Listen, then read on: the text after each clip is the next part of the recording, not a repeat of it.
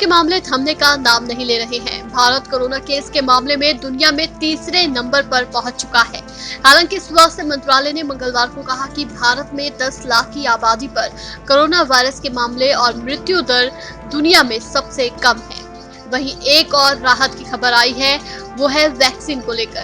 Corona के लिए दुनिया भर के विशेषज्ञ दवाई खोजने में लगे हैं। भारत में भी 6 कंपनियां कोरोना वैक्सीन बनाने का काम कर रही हैं। दुनिया भर में कुल 11 वैक्सीन ऐसी हैं जिन्हें ह्यूमन ट्रायल की मंजूरी मिली है और भारत का पहला कोरोना वैक्सीन कोवैक्सीन के ह्यूमन ट्रायल की शुरुआत हो चुकी है। कई संस्थानों में इसका ह्यूमन ट्रायल किया जा रहा है। कोवैक्सीन के पहले ट्रायल में 375 लोग होंगे। इन 375 लोगों को 125 के 3 ग्रुप में बांटा जाएगा। सभी को वैक्सीन की 2 डोज दी जाएगी। दूसरी डोज 14 दिन के बाद दी जाएगी। पहले ट्रायल के नतीजे दूसरे फेज के ट्रायल की दिशा तय करेंगे। दूसरे ट्रायल 750 लोगों पर किया जाएगा। इस वैक्सीन का पहला ट्रायल चूहे, खरगोश पर भी किया गया था। ये वैक्सीन ICMR ने फार्मास्यूटिकल कंपनी भारत बायोटेक की तरफ से तैयार की है। कोवैक्सीन के ट्रायल के लिए 12 संस्थानों को चुना है। इसमें दिल्ली और पटना के एम्स भी शामिल हैं। वहीं दूसरी तरफ कोरोना वायरस के मामले थमने का नाम नहीं ले रहे हैं। देश में 7,23,000 से ज्यादा लोग कोरोना के शिकार हो चुके हैं, जिनमें से 4,41,757 लोग कोरोना की जंग जीत चुके हैं। वहीं 2,61,177 लोग अभी भी कोरोना से लड़ रहे हैं। इस जंग में 20,201 लोगों की जान चली गई है। सबसे ज्यादा केस महाराष्ट्र में हैं। महाराष्ट्र में 2,12,000 मामले पहुंचने को हैं। वहीं तमिलनाडु में करीब 1,15,000 कोरोना के मामले हैं। इसके अलावा देश की राजधानी दिल्ली में भी 1 लाख से ज्यादा मामले कोरोना के हैं।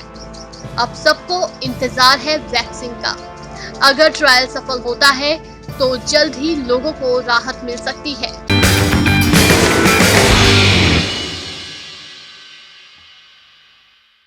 कोरोना वायरस के बढ़ते संक्रमण के बीच देश की राजधानी दिल्ली के 434 कंटेनमेंट जोन में 3.5 लाख से ज्यादा लोगों की स्क्रीनिंग की गई।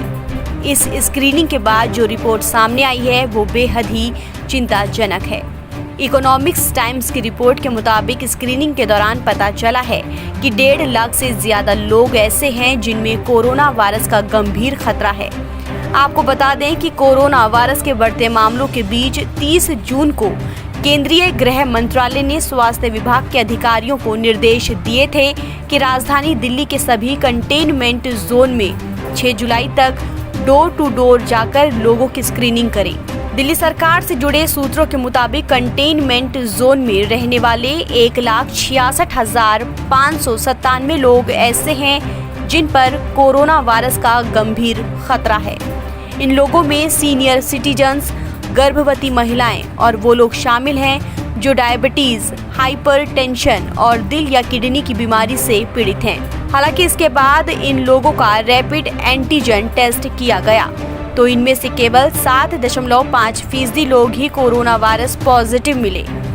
वहीं ऐसे लोग जो नेगेटिव तो पाए गए लेकिन उनमें कोरोना वायरस के लक्षण मिले, उन्हें RT-PCR टेस्ट के लिए भेज दिया गया। हालांकि इन सभी टेस्ट का कंबाइंड डेटा अभी तक नहीं मिल पाया है। वहीं दिल्ली में सीरोलॉजिकल सर्वे भी पूरा हो चुका है, जिसके तहत 22,823 सैंपल इकट्ठा किए गए हैं। National centre for disease control in samples की जांच कर रहा है। आपको बता दें कि इससे पहले सोमवार को दिल्ली में कोरोना वायरस के केस बढ़कर 1 लाख के पार पहुंच गए। साथ ही कंटेनमेंट जोन की संख्या भी बढ़कर 455 हो गई।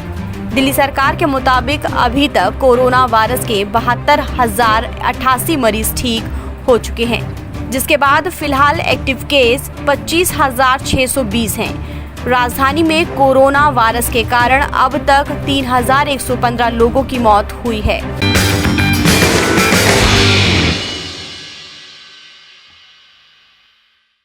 मौसम विभाग के ताज़ा पूर्व अनुमान के मुताबिक मानसून के पूरी तरह से सक्रिय होने की वजह से 10 जुलाई तक अच्छी बारिश का सिलसिला जारी रहेगा। पश्चिमी यूपी से लेकर पूर्वी यूपी में लगभग सभी स्थानों पर बारिश होती रहेगी। हालांकि 11 तारीख से पश्चिमी यूपी में बारिश की रफ्तार धीमी होगी। पूर्वी यूपी में भी थोड़ी कमी दिखेगी। मौसम विभाग ने इस दौरान आकाशीय बिजली गिरने का भी खतरा जताया है। प्रदेश के लगभग सभी हिस्सों में सोमवार को अच्छी बारिश हुई है। सोमवार को सबसे ज्यादा वाराणसी में 56 मिलीमीटर बारिश दर्ज की गई। इसके अलावा कानपुर में 26, झांसी में 5.6, बरेली में 9.2, रायबरेली में 7.8 और आगरा में 1 मिलीमीटर बारिश दर्ज की गई। प्रदेश में कहीं भी तापमान 35 डिग्री से ज्यादा दर्ज नहीं किया गया। बुंदेलखंड के शहरों में भी बारिश की वजह से तापमान में काफी कमी देखने को मिली। बारिश से लोगों को उमस से भी काफी राहत मिली। मौसम विभाग का अनुमान है कि अगले 4-5 दिनों तक बारिश का सिलसिला रुक रुक कर चलता रहेगा। इस बीच मौसम विभाग ने ये भी आगाह किया कि यूपी के कई इलाकों में भारी बारिश भी हो सकती है। अनुमान के मुताबिक पश्चिमी यूपी में बारिश का जोर आज मंगलवार को थोड़ा कम रहेगा, लेकिन कल बुधवार से पूर्वी यूपी के साथ पश्चिमी यूपी में भी ज्यादा बारिश होने की संभावना है।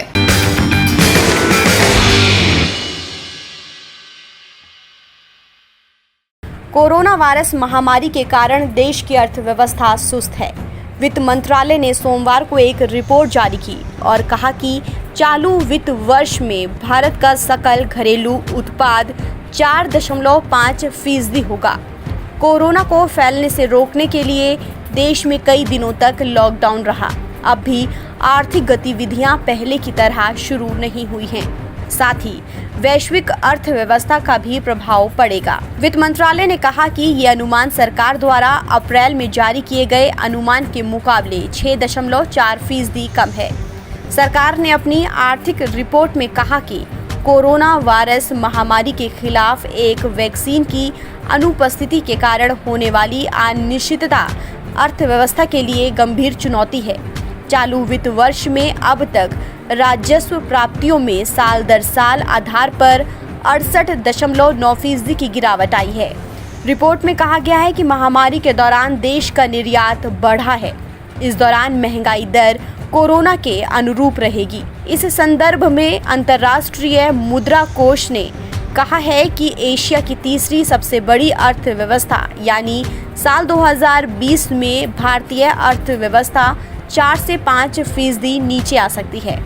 हालांकि भारत सरकार के संरचनात्मक सुधारों और सामाजिक कल्याण उपायों से अर्थव्यवस्था को थोड़ी मदद मिली है। सरकार ने 20 लाख करोड़ से ज्यादा के आत्मनिर्भर भारत पैकेज का ऐलान किया था, जिसमें देश के हर वर्ग को लाभ पहुंचाने का ध्यान रखा गया है।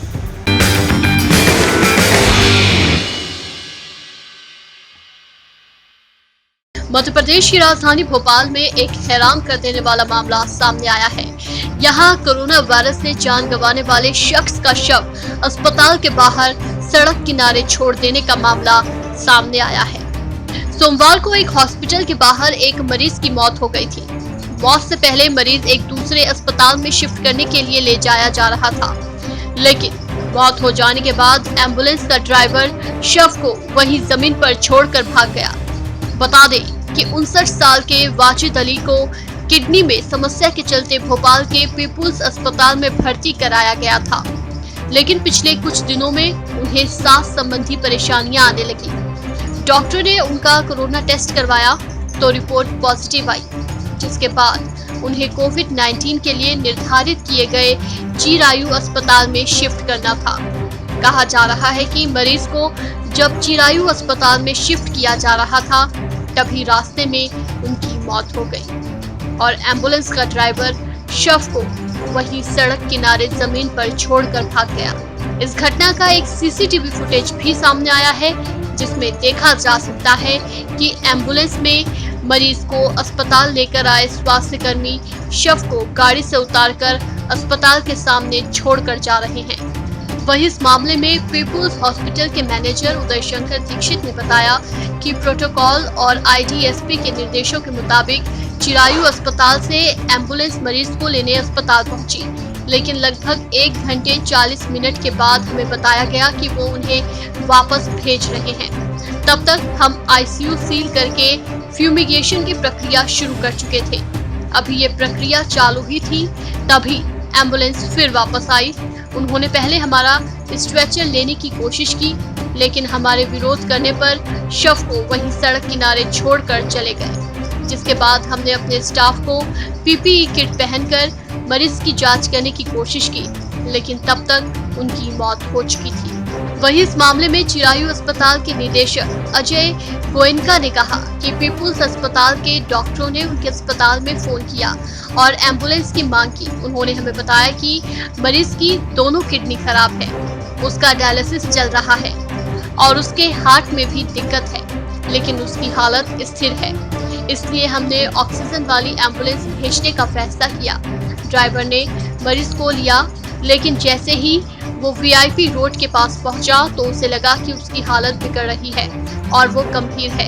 ऐसे में ट्रैफिक के कारण चिरायू अस्पताल तक पहुंचने में लगभग 45 मिनट लगेंगे। इसलिए पीपुल्स अस्पताल में डॉक्टरों से बात करने के बाद वो बीच रास्ते में ही लौटकर वापस पीपुल्स अस्पताल पहुंचा। पीपुल्स अस्पताल ने उन्हें सीपीआर और दूसरे इलाज से बचाने की कोशिश की। इस बीच हमारी वेंटिलेटर से लेस एम्बुलेंस 20 से 25 मिनट में वहां पहुंच गई, लेकिन तब तक उनकी मौत हो गई। हम वहां से उन्हें अपने अस्पताल के शवगृह में ले गए, किसी की कोई चूक नहीं थी। वहीं इस मामले में भोपाल के कलेक्टर अविनाश लवानिया ने पीपुल्स अस्पताल से स्पष्टीकरण मांगा है। एनडीटीवी की रिपोर्ट के मुताबिक कलेक्टर अविनाश लवानिया ने अस्पताल से पूछा है कि आप मरीज को स्थिर किए बिना किसी दूसरे अस्पताल में कैसे रेफर कर सकते हैं। कलेक्टर ने पीपुल्स अस्पताल से पूरी जानकारी मांगी है। कुल मिलाकर ये कहा जा सकता है कि 2 अस्पतालों के बीच उलझकर एक कोरोना पेशेंट की मौत हो गई।